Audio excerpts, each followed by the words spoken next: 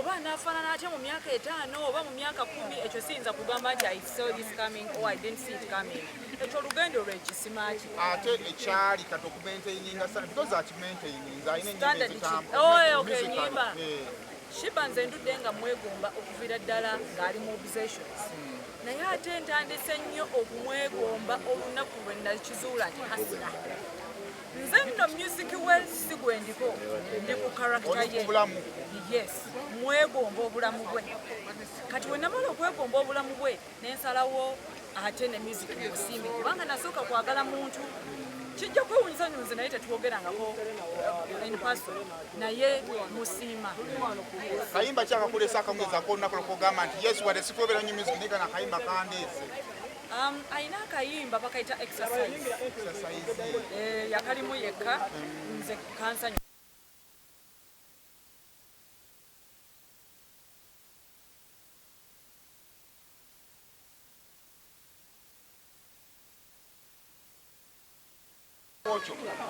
wiiki eno abasanyi n'abasanji bamiitinze Kenzo ne Gundi ne Hamza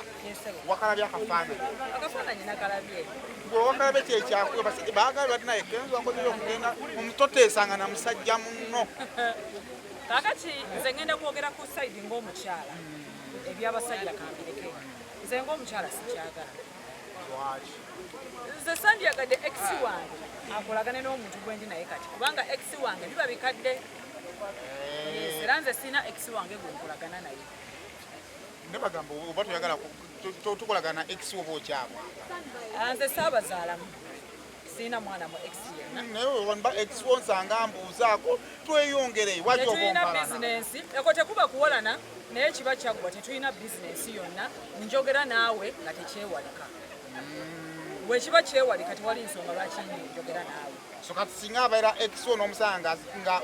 ayogera ne ex wo waba bbaawo ng'ayogera ne ex wo kikuluma kinyiiza era womumaliriza nsobola okukucunya ennyo nga tuzeeyo waka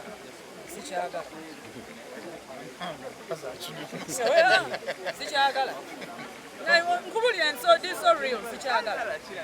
sikyagala era sayima wengudeetinga n'otandika okulagana ex wange wenkugamba n'otakikyusa tuba tulina kita bweba relationship bowalana nnabbawalana eba efudde yes tolina kukolagana ne besikolagana nabo era naawe sirina kukolagana ne bo takolagana nabo naye kuguma eryanga olowooza tuyinza otambula awo obuwomi oba obusibiddwa obwange